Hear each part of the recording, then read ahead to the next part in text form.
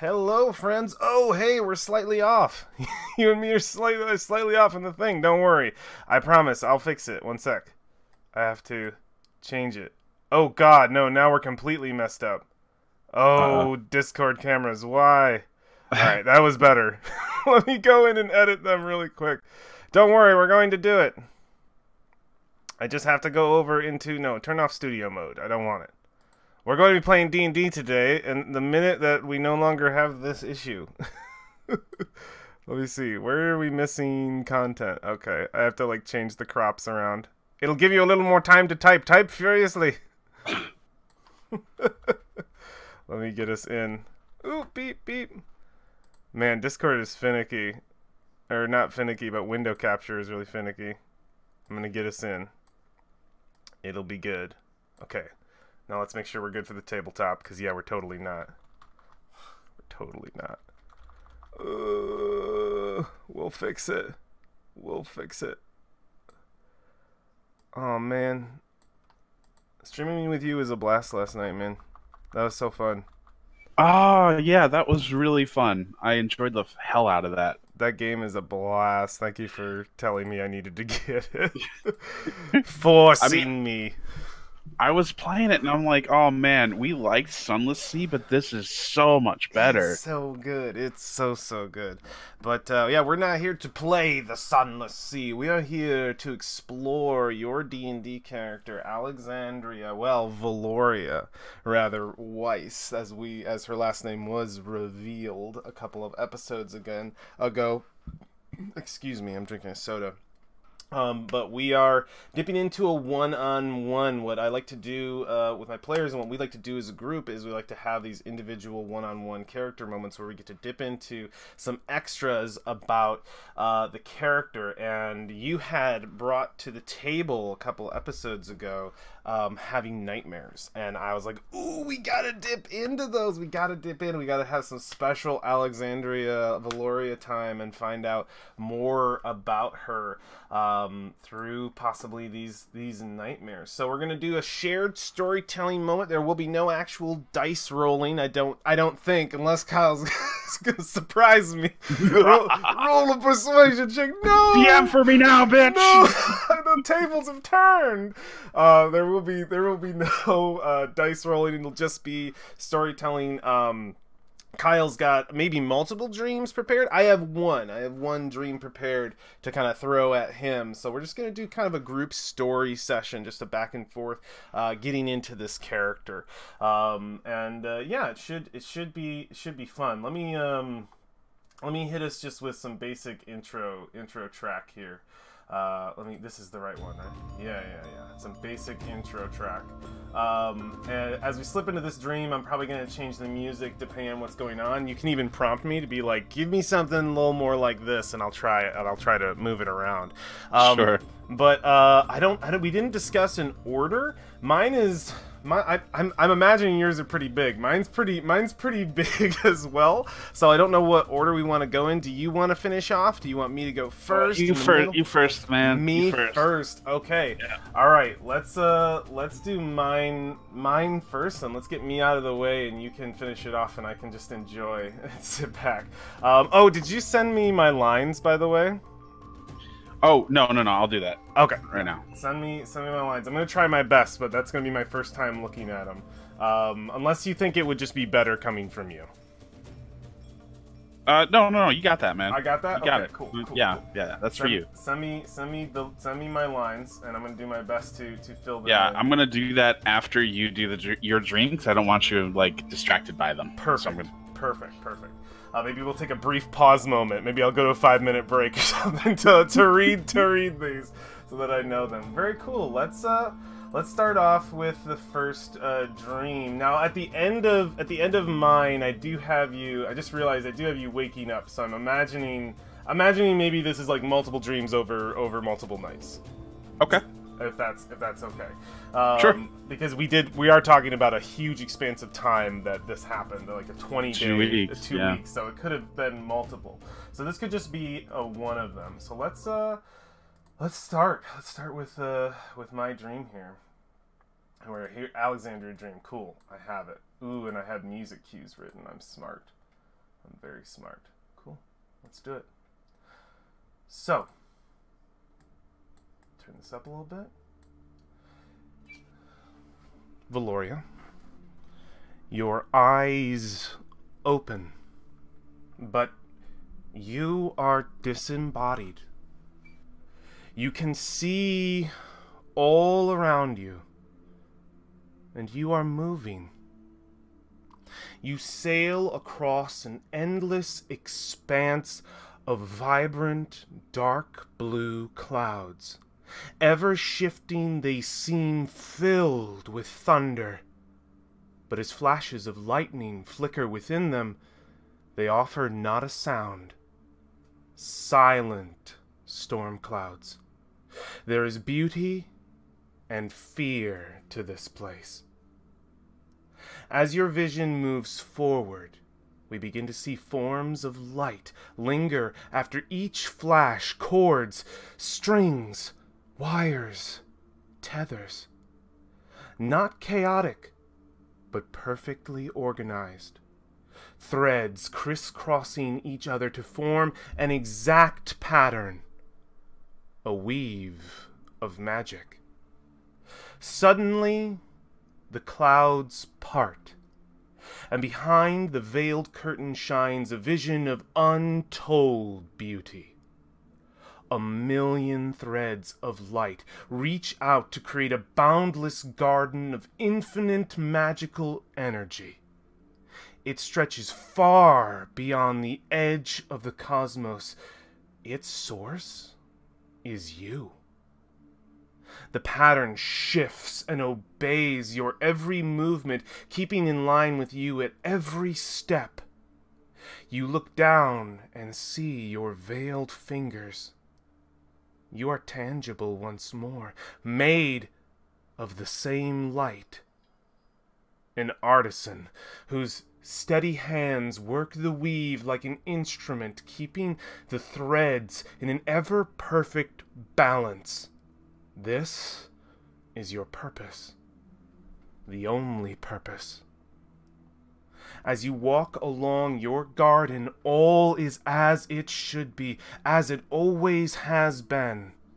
The waters of your magic flow freely, offering a steady tap to those willing to understand its power and beauty and wield it with you.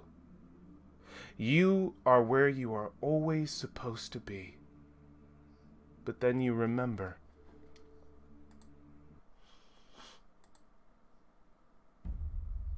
This is not just any day.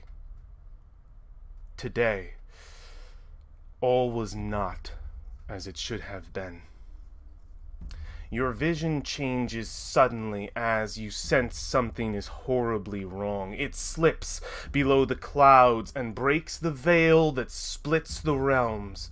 Down, away from the ethereal, and into the material. You see a fantastic sight, the peak of humanity. A marvel of power and capability beyond anything they had ever reached before. Oop! Didn't that... Tone shift! Tone shift, nope. Let me bring that music back up. I just wanted to change our picture over here. Let me find my spot. Yes. You see a fantastic sight. The peak of humanity, a marvel of power and capability beyond anything they had ever reached before. Their cities, no longer bound to the earth, now touch the sky. For gardeners they had become as well. At the peak of a tower taller than all the rest stands a man in purple robes, a mortal. Yet he reached out his hand with a command, and the clouds above began to obey his call to you. Please, lend me your power. As the clouds twist and churn, a single circle of magic burns a form at his feet. Another, and then another, each circle rising a little higher to slowly surround him, each one pulling more power from the man's already strained thread. You watch as he reaches his limit, the 9th circle. It is here you see his head lower and his body begin to tire under the strain. Valoria, you let slip from your lips the slightest sigh of relief, all too soon. For the human will is ever such a curse.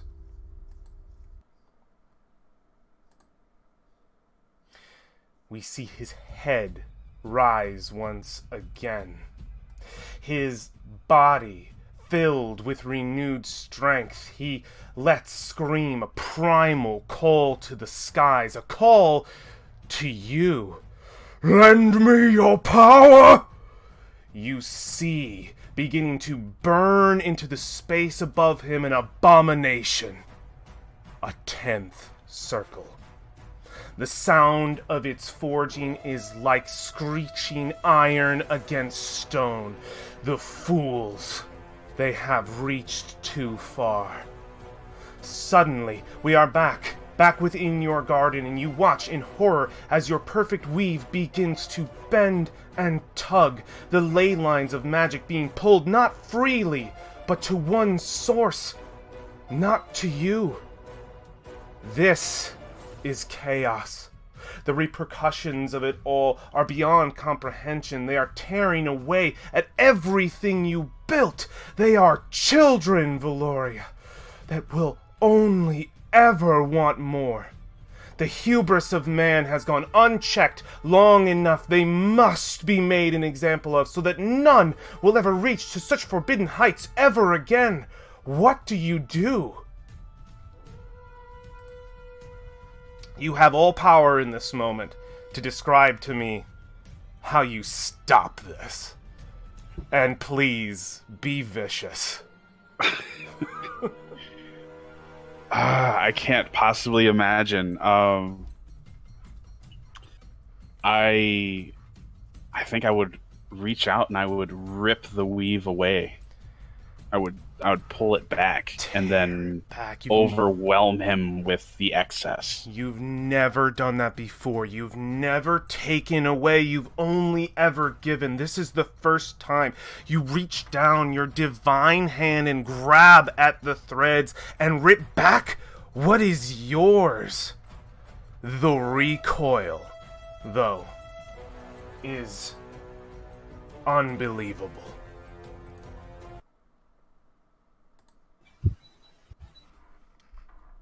Let me turn this up a little bit. We watch in silence. The power of your recourse shakes the very foundations of the material realm.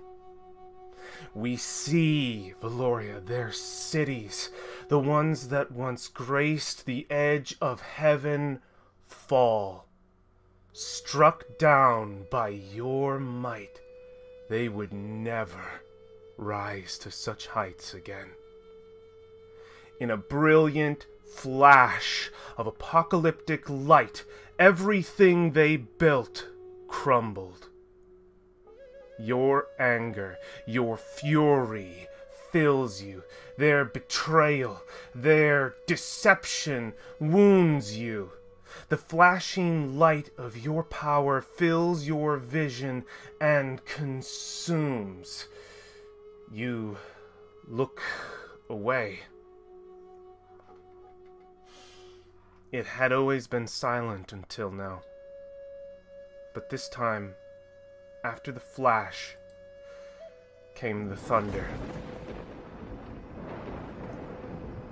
You awaken in a pool of your own sweat, Alexandria. The cooling breeze of the jungle storm outside your apartment window makes you cold. For a moment, you feel so out of place. And then you shake the feeling. This is where you've always been. Where you always have belonged. Isn't it?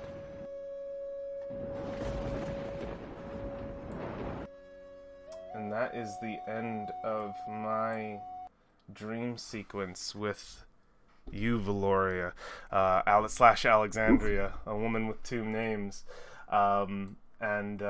And yeah, this vision racks at you. Pieces of it over the next couple days shine brighter than others, but I think you get an overall clear moment to see the dream, and I think it'll fade slowly, but pieces will leave impacts, I think, for sure. Okay. Any comment from her? Anything that she does after this dream? I'm just interested. I want to give you a little end point for this. We see her just sort of sitting in her bed. Let me get that music back up. Is there any sort of thoughts going through her head that we as viewers can like peek into a little bit? I think she would be absolutely terrified of that dream. The concepts completely foreign to her, never imagining that place, those people, or that kind of power. It would be like watching somebody else's life. It was. And having no idea where that came from. It would be extremely confusing for her. She would have no real way to process it outside of the small moments of clarity she would have just after waking from it. It'd be one of those things that if she ever strayed from thinking about it for too long, it would just be gone. Yeah. One of those dreams that you can't remember after minutes. Oh, that's so good. That's so good. Yeah, that's exactly how I want it to be. It's one of those ones that if you stray too, exactly your words, if you stray too far away from it, you lose it. That's perfect. I love it. Cool. All right, that's my one dream. I'm spent. That was my writing of this morning. You got me. I'm done. Yeah. That was awesome. It's all to you. Thanks, man. I can't talk too much because I'll say too much. I love your character. just know that. Just know that. Oh yeah, let's turn it down just a little bit. Back to our intro music. Do you want to hand me my lines, my friend? Yes. Let me peer upon them and see if I will need 5 minutes to peek at them and get a better look. Right. They're pretty simple, so you yeah. Put them in Roll20 if you can. That would make my life a lot easier. Because if you put them in Discord, I have to mess up our cameras to go get them. Okay, putting it in Roll20. Whispering you or just pushing them in the chat? Just pushing them in the chat. I gotta clear this chat anyway before our next game. Okay. Okay, so I put the line leading up to the to the thing. Yes. Okay, cool. Okay, here's the second line. Which is funny. These are kind of like little teasers. Oh yeah, they do. That's good. They can't see these. I'm keeping them off. I want to read these. Right now it's just the cameras with you and me. Okay. These are good. These are good. Oh god. How many do I have? I got 3 here. Just one more. Just one more? I can do these. I don't need 5 minutes. All right.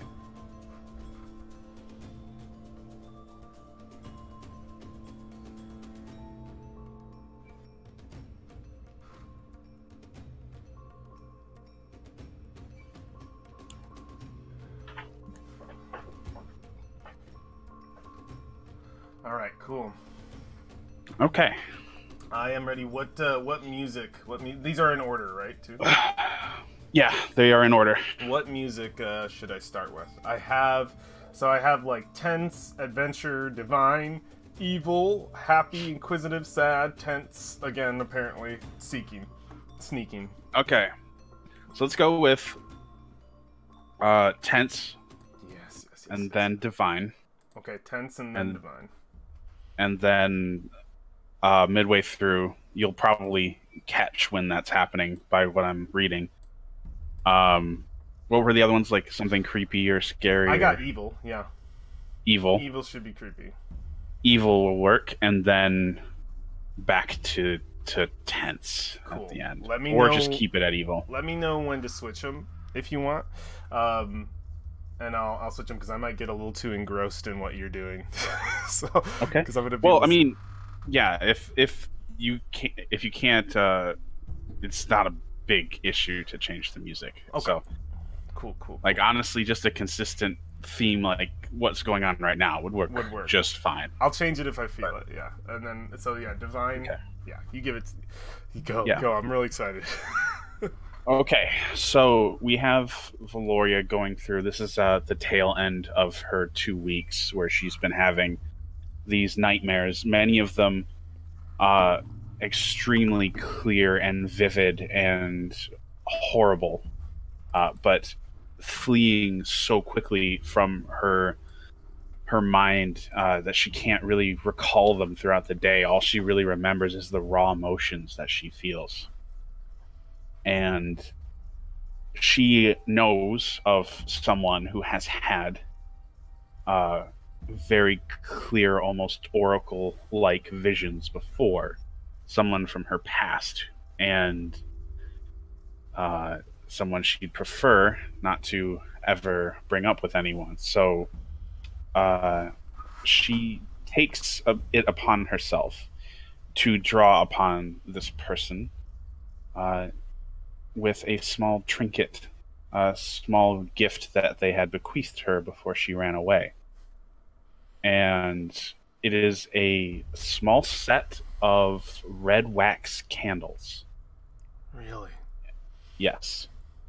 Very, very lightly engraved in the wax are runes and spell circles that enable these candles to push away the fog of dreams and clearly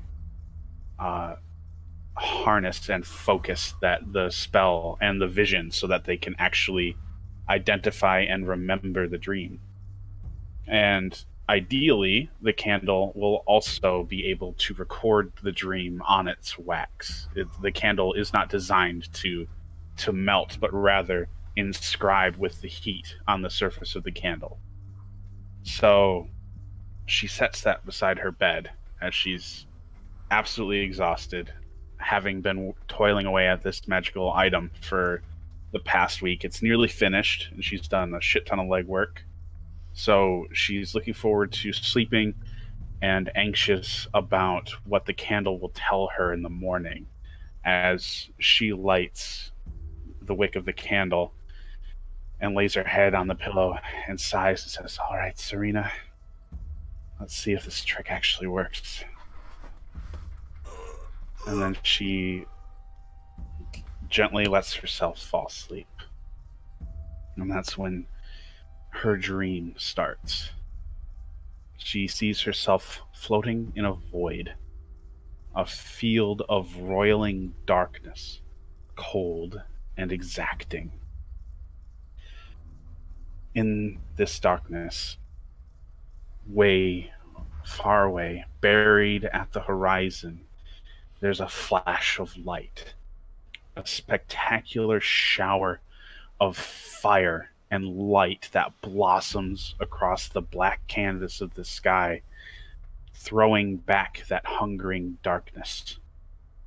And from that explosion, 2 comets careen through that sky, burning like white phosphorus, propelled from the flowering explosion behind them. As they soar through the darkness, their trail leaves a wake of solar fire and starlight, glorious and shining, as if the cosmos were raining outward behind them, leaving in their wake a field of stars. As those comets fly, they turn about one another, pulled and pushed into a beautiful spiral, the awesome sight filling her with dread as the comets grew closer, their roiling fires lashing out at one another, sending great gouts of flame and fury lashing into the darkness, lost forever. Closer still they are pulled, their forms collapsing into one another in a violent explosion. She watches, completely frozen in horror, lost in the void around her as the celestial bodies shoot away from one another, their beauty marred by the explosion in their wake. And from that cosmic destruction, a third comet rained down, a small and fragile gleam of starlight, its form both wondrous and sad, as it breaks upon the void, shattering into 1,000 sparks which shower down upon the world, upon the realm, in the skies above Nyanzaru. Her tears were countless as those shards of starlight, as she looked across the bay, the city's silhouette illuminated by the sky's cataclysm. Looking now to her feet, she sees herself on a boat at the head of Prince Wakanga's lavish vessel, which she had traveled on but weeks past. There's no one but her as she looks through her surroundings. Nothing but the black, hungering void of the sea, still as death. Her eyes turn to the deck of the ship to see a figure shrouded in ink and fog, with 2 pinpricks of sinister light staring down at her. Her tears stop, as does her heart. Pure terror. The figure from her visions, its presence unmistakable as it extends a bony finger, lazily pointing at her and speaking in a hissing, grinding utterance. Kneel. Her body quakes under the pressure of its command, her memory of that day, bright and defiant, shredding into 100 fragments as knees wobble and her body breaks, collapsing to the deck in a heap to the rattling laughter of the shrouded figure. She sobs, lost and alone. She turns her head, looking to the sea on either side, praying for someone, anyone. Her mind races, reaching for Asteria, only to find her memory shattered like a sheet of ice, falling into the sea. In a panic, she reaches for War, his thunderous roar, one of pain and fury, heartbreak, lost to the void. The voice croaks with joy. They fail you. She shakes her head, hair falling into her vision like the leaves of a willow tree.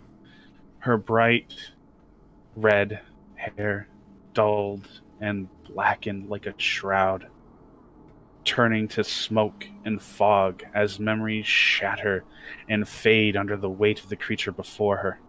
She reaches out, her mind calling for Brolin, the trill of his emerald raptor and the rasping of his voice, lost to the undulating roar of dragonfire. And like the rest, his memory vanishes into the void. And as the last echo of Brolin vanishes, the piercing eyes speak once more. And you, most of all, fail them. The shrouded nightmare hisses malevolently. She clenches her fist, a deep well of resilience flaring to life, a bead of starlight which blossoms into furious light, her ghastly wings shooting outward, radiant and glowing with the light of the stars. Their fire roiling from her body like the radiance of the celestials themselves, her mind focused on Valfine, the quiet moments, that jungle night as the weakened elf rests her head on Valoria's shoulder and the soft sound of her quieted breath whispers in her ear. With her in her mind, she stands defiant as the light burns away the shroud of the nightmare. In that moment, the void is gone. As she stands, the creature reaches for her, hands bony and gnarled as death itself. They reach into her wings, starlight burning at the ancient bones as they grip her. Terror rolls through her, greater than the weight of any mountain as he growls. A shard you are, a broken piece and a forgotten soul.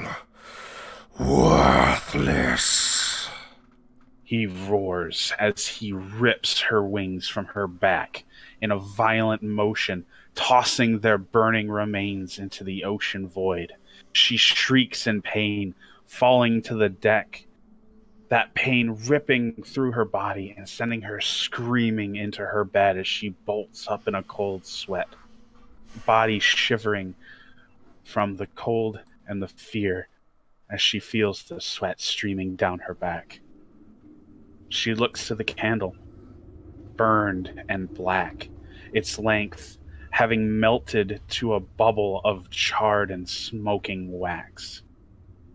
She tries to move, but pain racks her body. Shakily, she reaches back to the source of her pain, her breath catching in agony and shock as she feels twin lacerations upon her shoulder blades, their gaping wounds weeping thick, red blood. Shakily, she pushes herself into the corner, trying to scream, but finding not the confidence or the strength. Her wounds press into the wall's corners. And there she huddles, legs tucked to her chest, eyes scanning the room in barely concealed terror, as she spends the rest of her night waiting for the black figure to return. And that's her dream. Oh, God. Oh, jeez. Yeah. That was so good. Oh, my God. Okay. You punched me in the gut when you said Serena and the candle. You punched me. Oh, so good, Kyle. So good. Everybody's memory shattering. Oh, it's so good. Oh my God. You never fail to make me feel like I'm a player. Oh, the lines are so good. Oh, it's so good. Jeez, those are, now that was a nightmare for sure. That was definitely, oof. Oh my goodness. Yeah, that's a big one. That is a big one. Oh my gosh, it reflects a lot of her current emotions as well. Yes, so hopefully that explains a little bit why she's been so difficult lately. Yeah, yeah, absolutely. Oh my goodness. It's so good because we haven't gotten to really see past her veil too often, and now we are very good. Oh, yeah, getting a lot of it at once. a lot of it at once. It's good stuff though. It's super good. Kyle, this was fantastic. Thank you so much for doing this with me. Yeah, no problem. It was really fun. Super fun. I like with everyone else, we have an unlimited amount of one-on-ones that we should be able to do in the future. I'm usually pacing them when people level, so this doesn't have to be her last dream. If you have more ideas in your head, I definitely do. if not, I have some interesting things because I want to continue to get times to pick and piece at our characters and be like, what's going on and what's going on with you? I want to know. So we should definitely do another one. We're coming up on levels for everybody, so I think we should definitely schedule you in to get more of this. You come to me when you think you have something really like, ooh, yeah, I want to do this, and then I'll push it forward, and we'll get more of this tasty, juicy lore through. Well, I don't even know if we call it lore. Juicy secrets. there we go. Yeah, for sure. Very, very good. Thank you for writing your beautiful piece. I super appreciate that, friend. Yeah, and thank you for your dream too. That was really cool. It's always fun to get a chance to do stuff like this. Super duper cool. All right, I only have one question remaining for you because I think this is where we're going to wrap it up to cap it for the video. Are you interested in playing some games with me? Or are you a busy boy? Cool. Do you want to play Paladins? No, I was hoping you were going to say Sunless Skies. Let's play Sunless. We can play Sunless Skies. We can do Paladins. Let's do a little bit of Paladins. I think that would be fun because when Sunless Skies, I want to play with you, and I'm also dying horribly. It is a super fun game, but I want to read everything. But yeah, let's do it. Let's play some games together.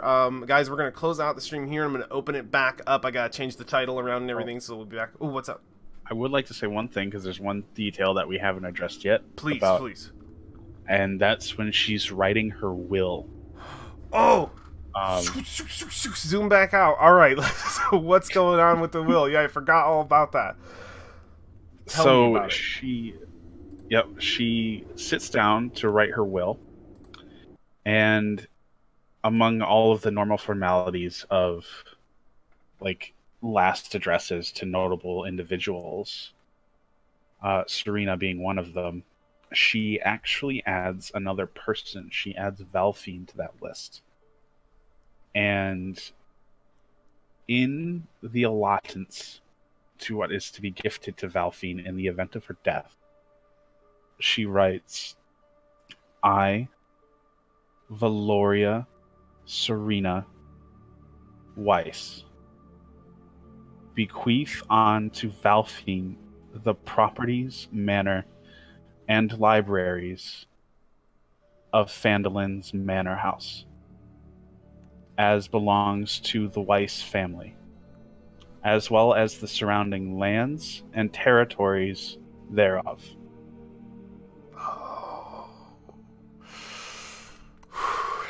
And we see that ink hit the page as you would fold up, I imagine, the vellum paper. And it's got a seal on the front. Can you tell me what it looks like? I mean, I haven't put a lot of thought into what the Weiss symbol looks like, but I think what it would be is...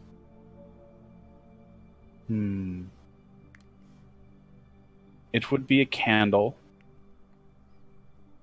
shaped like a willow tree. So good.